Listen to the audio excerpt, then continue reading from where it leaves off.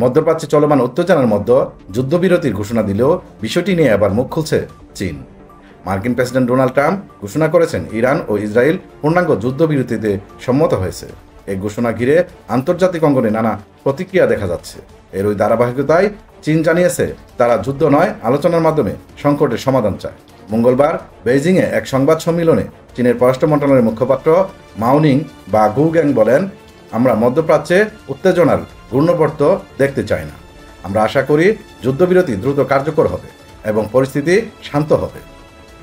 তিনি আরও বলেন, চীন ঘনিষ্ঠভাবে পরিস্থিতি পর্যবেক্ষণ করছে এবং সংশ্লিষ্ট সব পক্ষকে রাজনৈতিক সমাধানের পথে ফিরে আসার আহ্বান জানাচ্ছে। যুগের পর যুগ ধরে প্রমাণিত হয়েছে সামরিক অভিযান কখনোই স্থায়ী শান্তি বয়ে আনতে পারে না। সত্যিকারের সমাধান আসে সংলাপ ও পারস্পরিক আলোচনার মাধ্যমে। উল্লেখ্য, সোমবার ইরান কাতারে অবস্থিত মার্কিন সামরিক ঘাঁটি আল-উদাইদে ক্ষেপণাস্ত্র হামলা চালায়। এতে মধ্যপ্রাচ্যের উত্তেজনা আরও বেড়ে যায় এবং আন্তর্জাতিক কূটনীতিক অঙ্গনে এক নতুন আলোচনার সূত্রপাত ঘটে।